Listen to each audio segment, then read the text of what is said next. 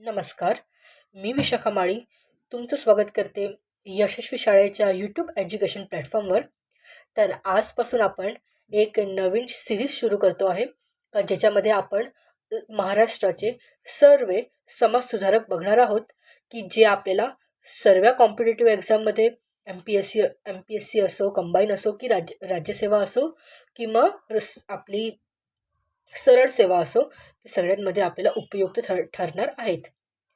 तर चला मग आपल्या आजच्या सेशनला सुरू करूया. जर तुम्ही चॅनलवर नवीन असाल तर चॅनलला सबस्क्राईब करा. चला मग आपण सुरू करूया. जगन्नाथ शंकर शेठ. जगन्नाथ शंकर शेठ हे महाराष्ट्रातील एक थोर समाजसुधारक, दानशूर व्यक्तिमत्व आणि शिक्षण प्रसारक होते. 19व्या शतकात त्यांनी शिक्षण, समाज सुधारणा आणि सार्वजनिक जीवनात मोलाचे योगदान दिले होते.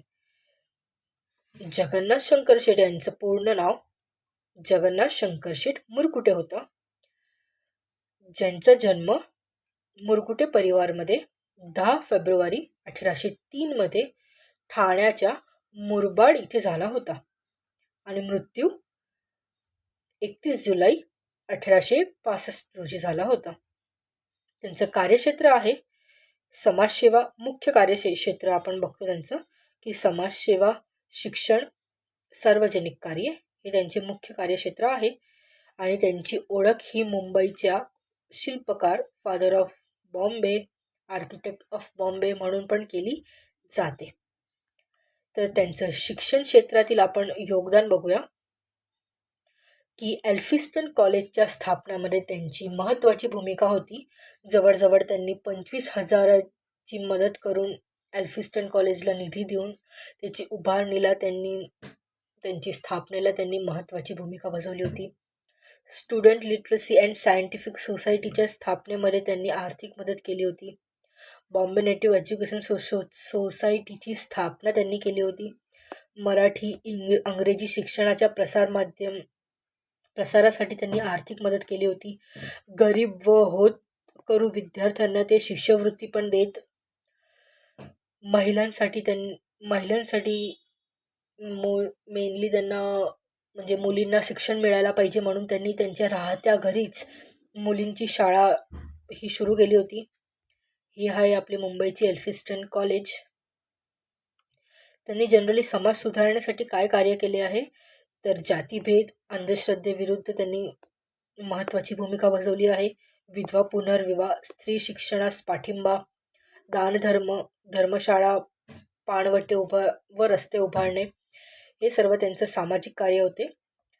तसेच आपण आता समाज सुधारण्याचे कार्य होते. आता बघूया आपण त्यांचे सार्वजनिक व सामाजिक कार्य की ते मुंबई पालिकाच्या स्थापनेमध्ये त्यांनी महत्त्वाचा सहभाग दिला होता. म्हणून हे नाना शंकर शेठ हे मुंबईच्या कायदे मंडळाचे सदस्य होते. त्यांनी व्यापार, बंदरे व रस्त्यांच्या विकासासाठी मदत केली होती आणि ब्रिटिशांकडून त्यांना राव बहादूर हा किताब ही पदवी दिली होती. ते आधुनिक मुंबईच्या जडणघडणीत त्यांचा मोठा आणि महत्त्वाचा वाटा होता. जगन्नाथ शंकर शेठ हे केवळ श्रीमंत व्यापारी नव्हते तर समाजाच्या सर्वांगीण विकासासाठी ते झटणारे द्रष्ट समाजसुधारक होते. त्यांच्या कार्यामुळे महाराष्ट्राच्या सामाजिक व शिक्षण इतिहासात त्यांचे नाव अजरामर झाले आहे. आता आपण बघू की जनरली आचार्य अत्रे हा पॉईंट राहिला होता की आचार्य अत्रे त्यांच्या लेखनामधून, त्यांच्या भाषणामधून नाना शंकर शेठ यांची खूप तारीफ करायचे, म्हणजे त्यांचं खूप गौरव करायचे, त्यांच्या कार्यांचं खूप गौरव करायचे की मुंबईच्या विकासासाठी आणि सामाजिक कार्यामुळे आचार्य अत्रेंनी त्यांना सांगितलं होतं की मुंबईच्या अनअभिषिक्त सम्राट, अनक्राउनेड एम्परर ऑफ मुंबई असे त्यांना संबोधले होते आचार्य अत्रेंनी. हा जनरली परीक्षामध्ये प्रश्न विचारला जातो याच्यावर की आचार्य अत्रेंनी त्यांना कुठली भूमिका, संबोधना दिली होती. तर ते आचार्य अत्रे त्यांना हे म्हणायचे. आता आपण जनरली MPSC मध्ये राज्यसेवा आणि कंबाईनमध्ये जे PYQ मध्ये आचार्य जगन्नाथ शंकर शेठ विषयी जे आपल्याला टॉपिक्स विचारले गेले त्यांच्याविषयी आपण जरा एक रिवाईज बघून घेऊया. जनरली ह्या मुद्द्यांवर PYQ विचारले गेले आहे की मुंबईचे शिल्पकार म्हणून कोणाची ओळख केली जाते, तर ती आहे आपले आर्किटेक्ट ऑफ मुंबई नाना जगन्नाथ शंकर शेठ. त्यांनी शिक्षणाच्या प्रचारावर क्वेश्चन असतो की मुंबई नेटिव्ह एज्युकेशन सोसायटीचीच त्यांनी स्थापना 1822 केली होती. एल्फिस्टन निधी त्यांनी 25,000ची वैयक्तिक रक्कम एल्फिस्टन कॉलेजच्या उभारणीसाठी त्यांनी दिली होती.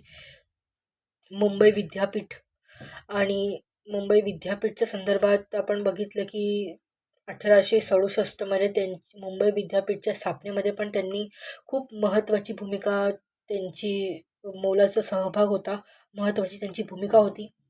आणि भारतातील पहिले रेल्वे ही 1853मध्ये सुरू झाली, त्यात पण त्यांनी खूप महत्त्वाची भूमिका बजावली आहे.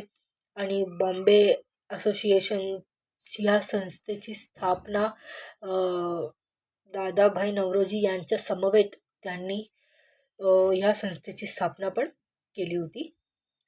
तर तुम्ही जर चॅनलवर नवीन असाल तर चॅनलला सबस्क्राईब करा आणि यूट्यूब आणि इंस्टाग्रामला पण तुम्ही फॉलो करा, यशस्वी शाळा. त्याची लिंक तुम्हाला मी डिस्क्रिप्शनमध्ये दिलेली आहे. आणि आपण भेटूया पुढचा नवीन समाजसुधारक नवीन व्हिडिओसोबत. धन्यवाद.